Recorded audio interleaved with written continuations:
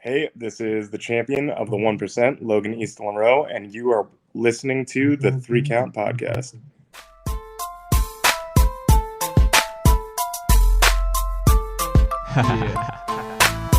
Do you wanna get live with me? Do you really wanna ride with me? Welcome everybody to another great edition of the Three Count Podcast presents Now Entering, and I'm your host, Clifford Red Dog Miller, the man that leads you up that mountain called wrestling.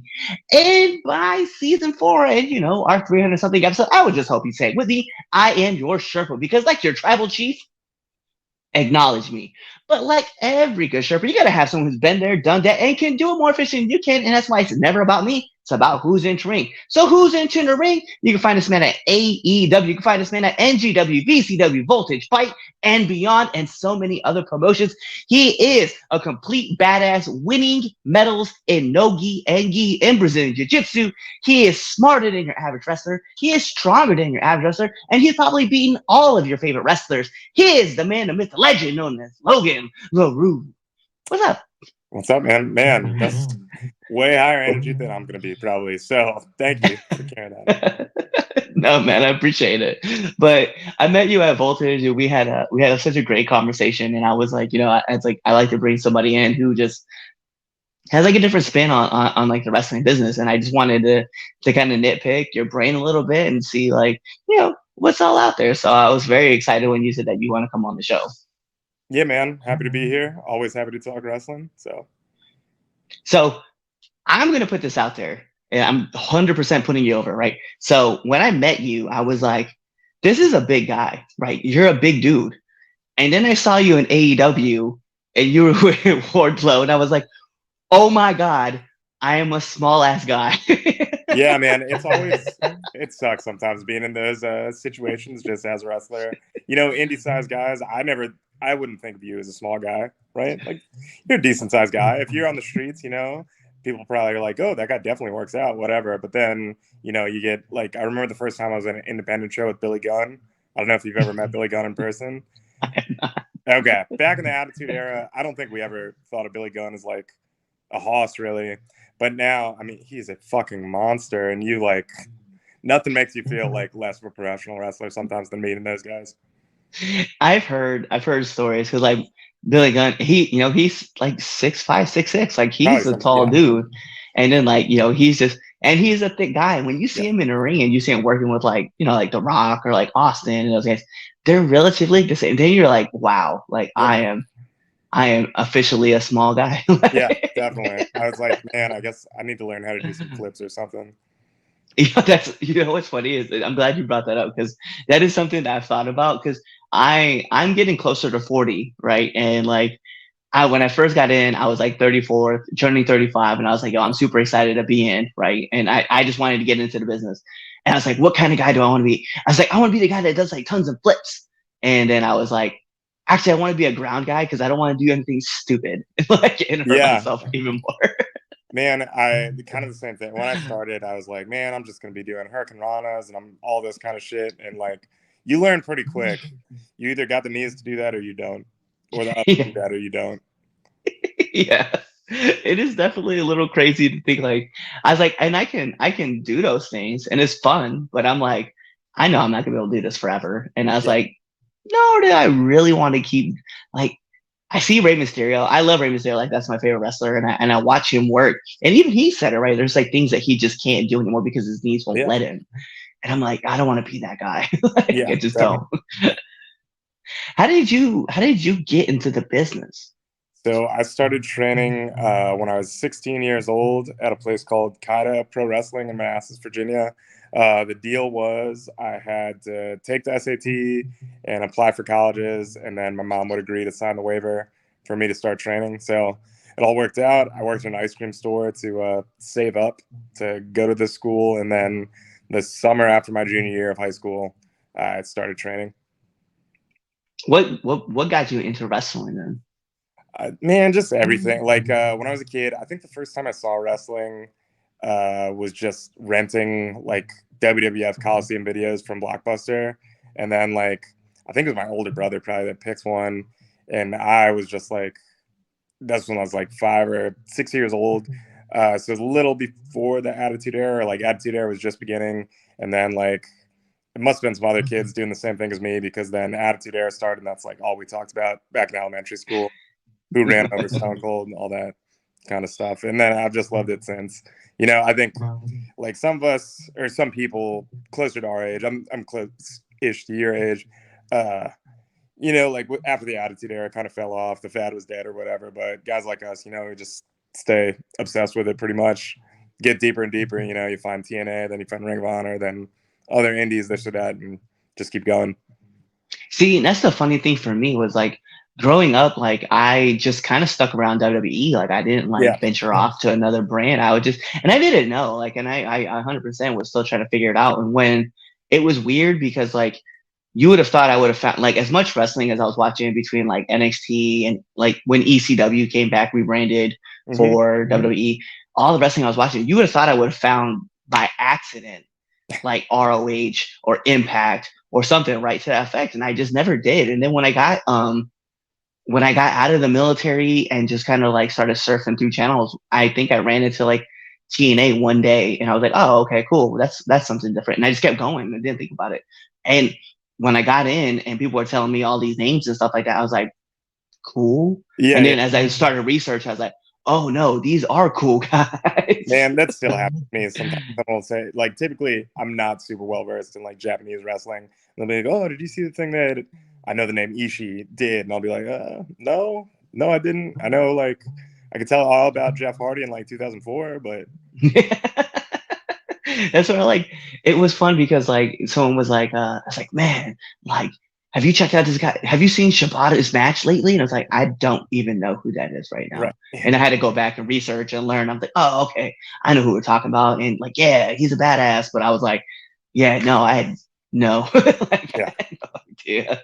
But it's one of those things where it's like we go through and we do so much like deep diving to figure out like who our characters are going to be and who we kind of want to model ourselves after. And most of the time, it's just people that we're like really genuinely comfortable around. Like for me, my favorite character, obviously, as I just mentioned, Rey Mysterio is my favorite wrestler, but I wanted to model a lot of my stuff like after like Chris Jericho and Eddie Guerrero and like Dean Malenko, because I like that aspect of wrestling, like some high flying, but a lot more grounded technician, and I like that style.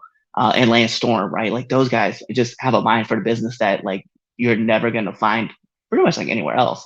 But like, who were some of the guys that kind of like inspired you to create your style of wrestling? So, I mean, growing up, I like the stuff that I liked watching isn't too similar to what I actually do, but like Rey Mysterio, also one of my favorites. And like, I would not say my wrestling style is anything like Rey Mysterio, Jeff Hardy, Sting, like Shawn Michaels, obviously, like super babyface, kind of like Ray, obviously, very much a high flyer, but the rest of them are kind of like,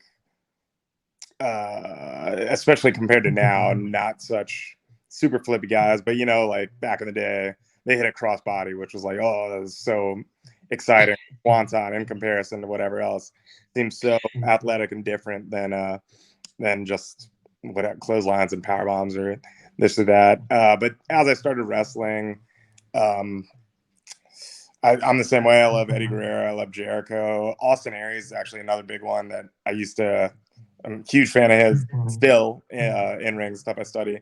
But as far as like getting me into wrestling, it was just like I saw his picture in just like a PWI or something while I was at the grocery store. I was like, oh, this guy looks kind of cool. And I remember downloading his match against Samoa Joe on Kazaa. That's another thing that like started getting me into independent wrestling and seeing the wider, because I grew up a WWF kid for sure. And that's kind of cool though. It's like, and that was something for me too. It's like going through, seeing the magazines and starting to do like all the little bit of research and stuff like that. Just like learning different names and stuff.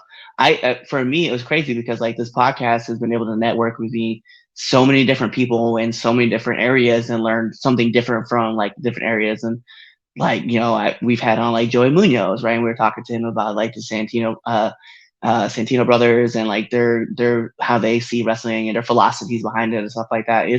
It's been cool to kind of to go back through like PWI's magazines or archives and see wrestling. And I'm like, oh, I know about that. Oh, now I know about this too, because you know, we talked to that person about this situation. It's like, it is definitely eye-opening to think that I have missed so much history of professional wrestling, and like now I'm just trying to play catch up and just like try to figure out as much as I can. But there's a lot of indies to watch. Man, there's just on TV alone, like actual TV, 5 nights a week there's wrestling. So like there's no way anymore. Like you can't watch everything. Mm-mm.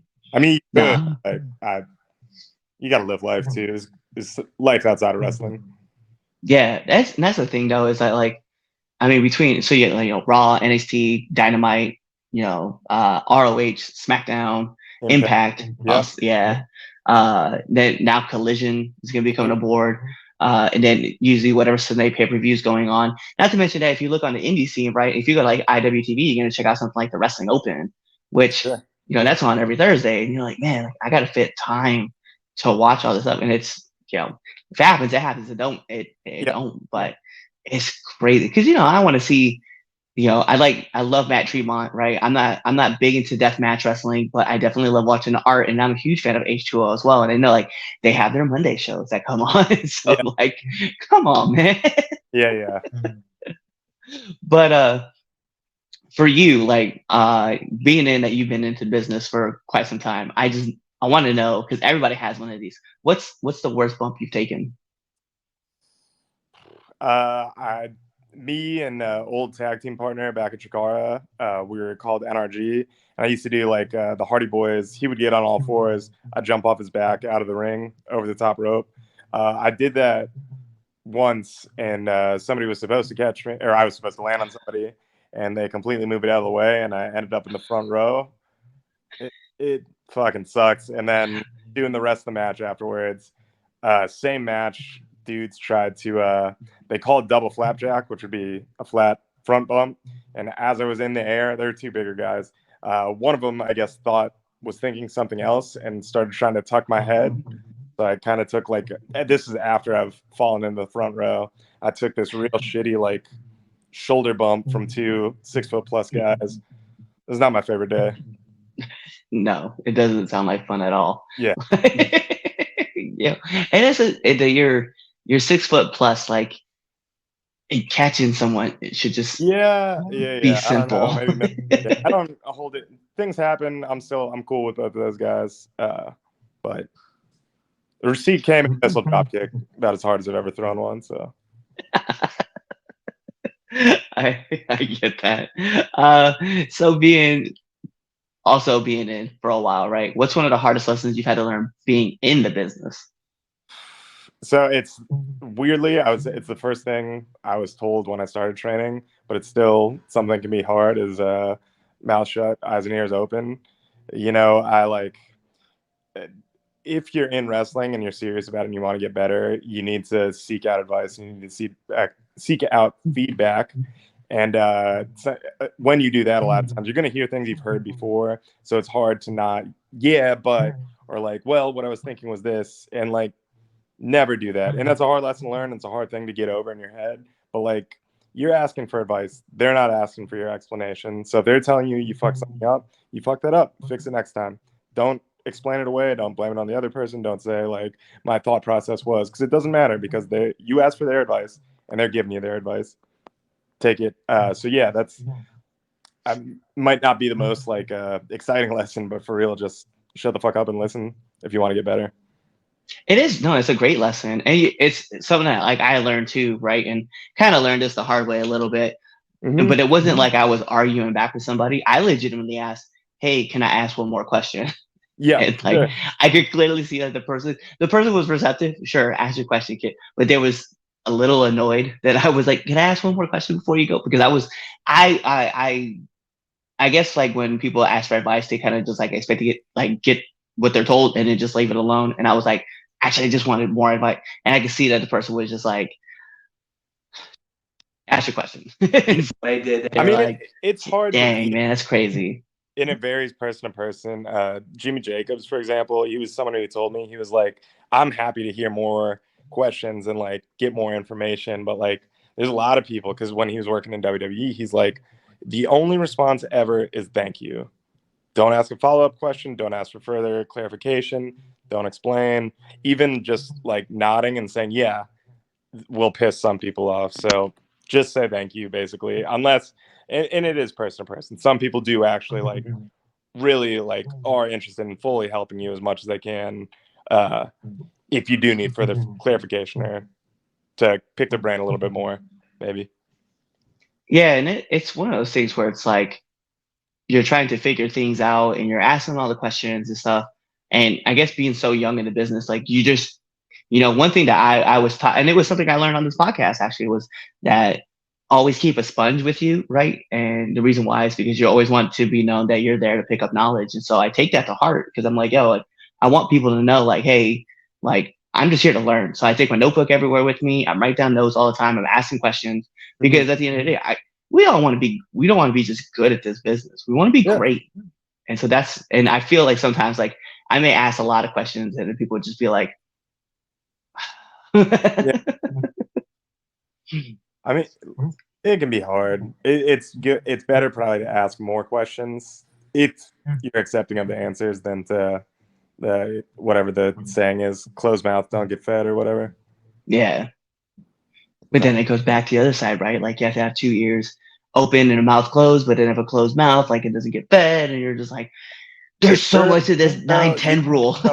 You can pick stuff up by being real observant too. Yes. Listening to the crowd is like the obvious one, but come to the back, kind of eavesdropping a little bit on Booker conversations, how certain people put matches together. Like it's one thing if some names are on your show and they're putting a match together, just like pull up a chair kind of close by to hear them, as opposed to like asking them how they're putting their matches together. Because some of them might not take as kindly to that or be like, well, why don't you pay for a seminar, this or that, where you can probably learn more just being up close to them. I had someone on the podcast who was talking about their brother just walked up to a couple wrestlers and was just like, hey, can I hear you call your match? Yeah. And I was like, that's a genius thing to ask. Yeah, definitely, man. And because there's no textbook, this is how you do it, this is not how you do it. But it's good to hear people who have really made some money and been successful to see how they do it. 100%. So you've traveled around. I've seen you in different locker rooms. I've seen you, expand your network as much as possible. But the one thing I do want to ask is I need one do and one don't of the locker room. Do wash your gear and pick up after yourself in the locker room. Don't leave those water bottles. Don't leave that tape, all that kind of stuff. Like, stupidest reason to lose a booking or to lose a building for a company and it be your fault is just leaving garbage that would have taken you 2 seconds to throw away or find a trash can. That was a do, right? Yeah, that was a do. One shit. One, don't get involved in drama, man. Like, there's no reason. We're all here to wrestle, and like, who gives a shit if this person's working for this promotion you don't like, or this guy's dating this dude's girlfriend. I'd keep that separate. There's no need for that. And nothing good comes from it. And it's funny because I think through wrestling, especially, like, people of our generation are more into the Twitter drama or the dirt sheets or whatever else. But like, if you're in wrestling, you shouldn't be concerned with that. You should be worried about having a good match or having a good show, or care about the business. Don't care about the drama. Yeah, it is weird how like quick you can find yourself like wrapped up into like those things. Totally. And all you want to do is you're like for me, I know like one of my things, I know a lot of people have asked me, they're like, what do you want to do in this business? I was like, listen, I just want to have like a fun match and just, have respect for like everybody who's coming in. But then you find yourself like, oh, did you hear about such and such and such and such? I'm like, no, what happened? And now you're involved because you asked the question. Yeah. And it's stupid though, at every level, from like the lowest, shittiest independent promotion to the fucking WWE. There's drama, there's bullshit, all that stuff. If you want to be involved, if that's something you enjoy doing, it's always there. But for the most part, I don't think it's gonna help you in the long run. It's probably not gonna make you a happy person either. No, knowing way too much information sometimes is a bad thing. Yeah, definitely. I totally agree. Yeah. So listen, we're gonna get into my favorite part of the 3 Count Podcast, and that is the 3 Count Podcast 10 count questions. And Mr. Logan, this is how it works. I'm gonna fire off 10 questions at you rapid fast. Whatever your answer is, that's your answer. Okay. All right. So we're gonna put on an imaginary timer for added pressure. Bing! And in the words of my favorite commentator, Mike Goldberg, here We go. SmackDown or Raw? SmackDown. Favorite movie? Drive. Let's go. PlayStation or Xbox? PlayStation. Favorite cartoon? Batman animated series. Oh, then this question is going to be easy for you. Marvel or DC? DC. Favorite actor? Michael Keaton. All right. Captain America or Spider-Man? Spider-Man. Favorite podcast? Conan O'Brien Needs a Friend.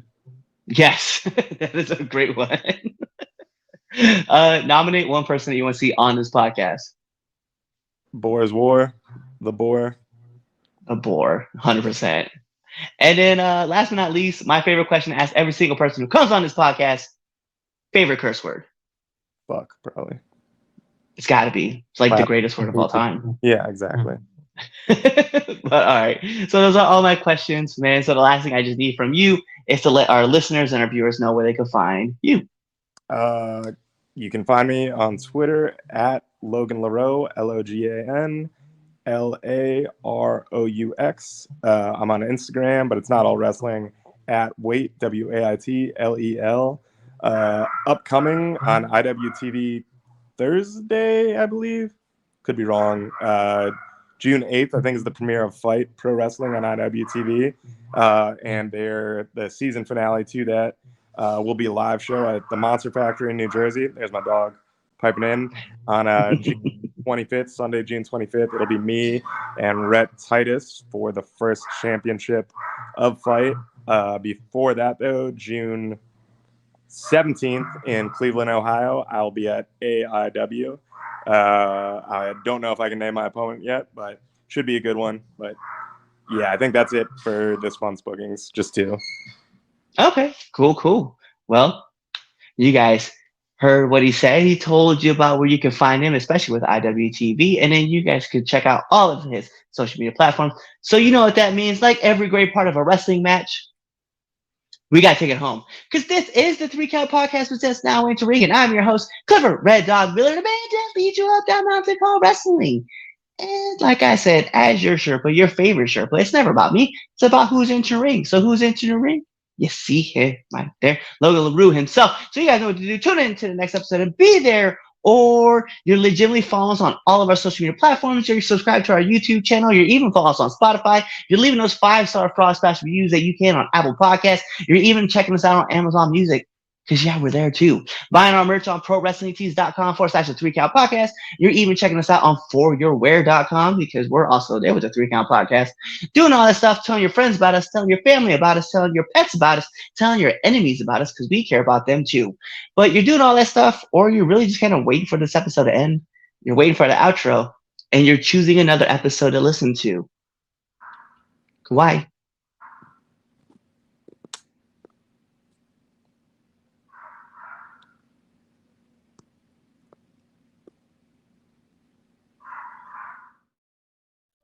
What's going on? It is Clifford Red Dog Miller, the man that leads you up that mountain called wrestling. And what we need from you guys is to kind of show some support, right? We want you guys to go to our YouTube channel at the 3 Count Podcast, go on to our Twitch channel, 3 Count Pod, or even our Facebook page, 3 Count Podcast, and just give us a like, follow, subscribe, even give us a comment, right? Do all that cool stuff. Share it with your friends, share it with your family, share it with your enemies, right? Or you can even come talk to us and just chat us up, right? Find us on Twitter at 3count_pod. Find us on IG and on TikTok at 3 Count Pod.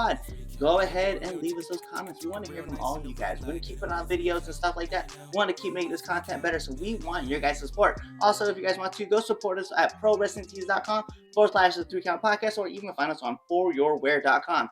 Give us the support. Show us your guys' love because we want to give it right back to y'all. So, in the meantime, between time, love y'all.